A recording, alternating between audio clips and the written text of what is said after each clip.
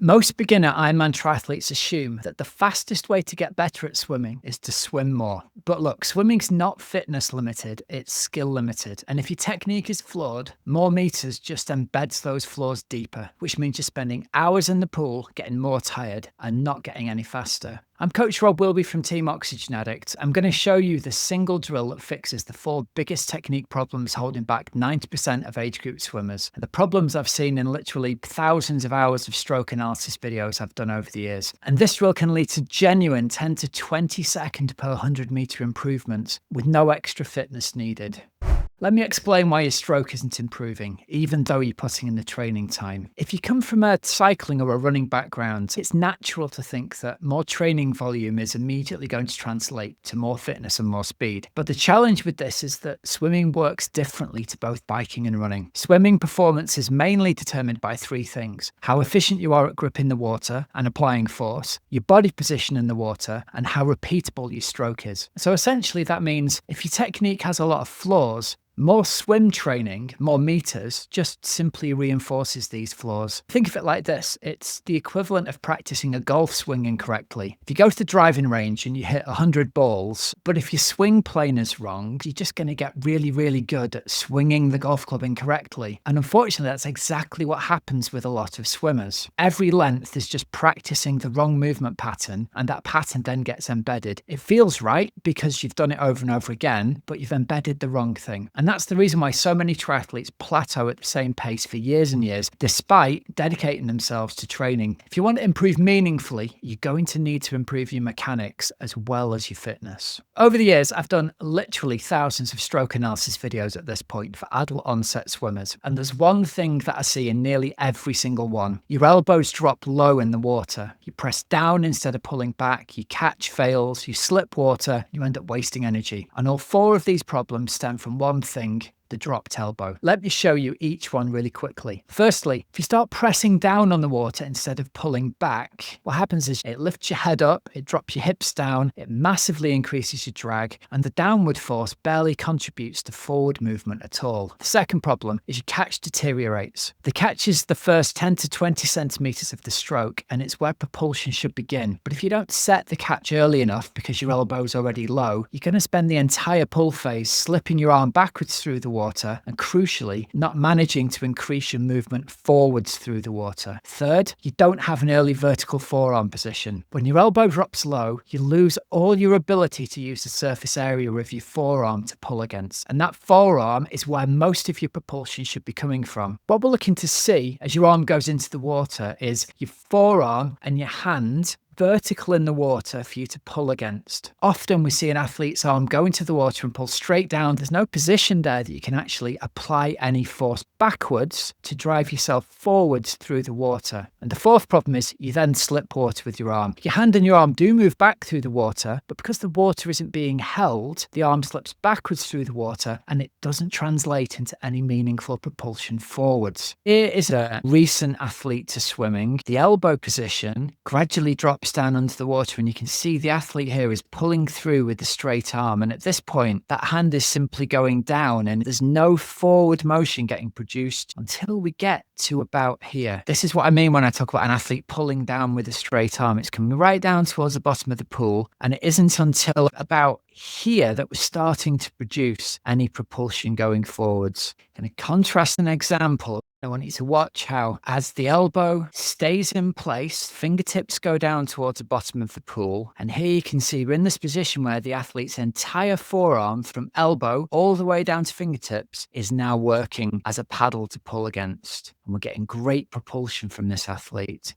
The fist drill is going to fix these problems, and it's exactly what it sounds like. You're going to make a fist and you're going to swim like that. Instead of having your palms open, you're going to swim with your palm closed. Now, the first time you do this, you're going to feel slow and strange because you've just removed all the surface area from your hands, and that's the thing you've been relying on to pull yourself through the water. By removing your hand from the equation, you force your body then to figure out how to use your forearm to pull against. So most people who learn to swim as adults have developed only 2 sensors for what the water feels like, and they're in the center of the palms. By taking those away with the fist drill, all of a sudden your brain has to be rewired and start to learn how water feels across all the parts of your forearm and what else you can pull against in order to produce forward propulsion. And the second thing it does is it's going to force you into this position where your elbow is higher under the water so you can start to use your forearm to pull against. Now here's the paradox. When you close your fist, you immediately feel slower. You feel like you're slipping through the water. Your brain panics a bit because you've just removed that one thing it's been relying on, the center of your palm. And your nervous system will realize this and it'll need a new strategy. Because your hand can't bail you out anymore, your body has to figure out it now needs to use the forearm and it has to keep the elbow high. You force your body to learn a different motor pattern. You're going to end up with an earlier catch, a more effective catch, and a higher elbow under the water.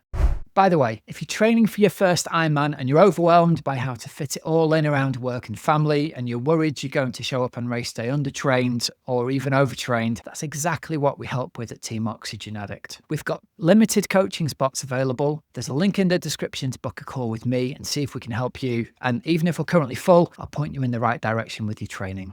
At this point, you might be thinking, okay, but I'm training for Ironman. I only care about swimming 3.8 kilometers. I don't care about perfect technique. But remember this, the Ironman swim's not where you race, it's where you set up your day. If your technique is inefficient, you're going to pay for it twice. Firstly, you're going to be in the water for a lot longer and there's going to be a higher energy cost. But secondly, because there's been that higher energy cost, you're going to pay for it again later on the bike and the run with this accumulated fatigue. And don't get me wrong, it's great that you'll be faster in the water as a swimmer, but that's not the main purpose of doing this for Ironman. We want you to become a more comfortable and confident swimmer. And ideally, I want my athletes leaving the water feeling composed, relaxed, ready to ride, not stressed out and not wrecked after the swim. It should feel like the start of the day, not like a workout that you need to recover from. And the fist drill is directly going to contribute to that outcome. This is why so many of our athletes see 10 to 20 second per 100 meter improvements, often within the first few weeks. It's because you don't need to have a fitness improvement to swim faster. Think of it as unlocking the fitness that's already there. You can just more efficiently apply your current fitness into force on the water.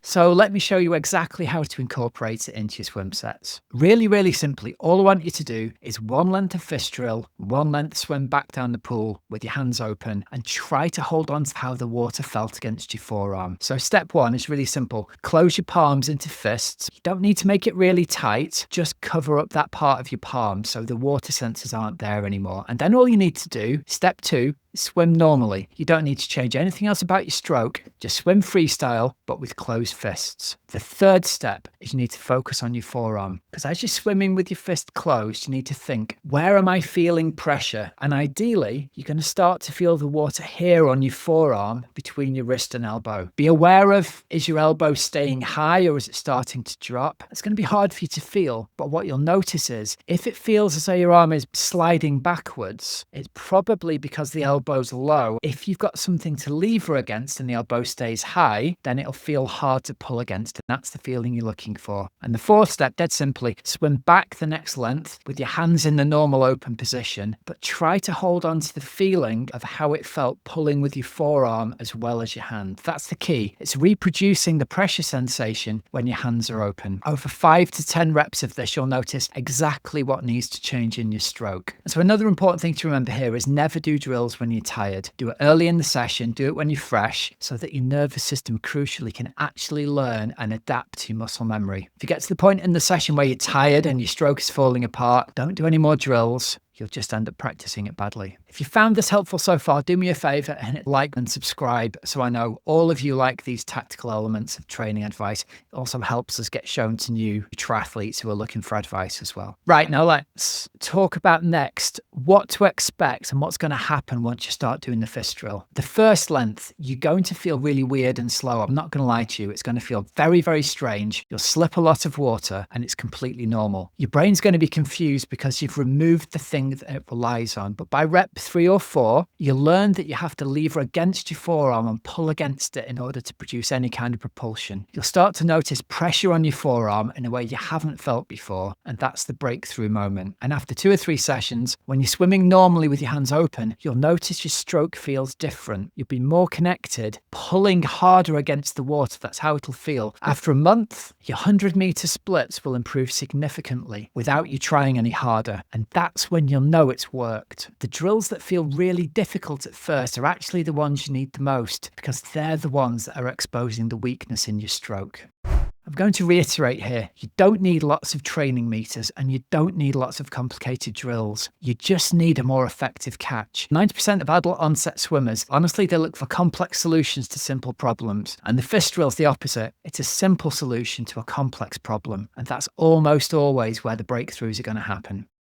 If you've got an Ironman or a 70.3 coming up in the next 6 months or so, and you need some help planning the most effective weekly training structure that can flex around the demands of your busy life, this video is the one for you to watch next.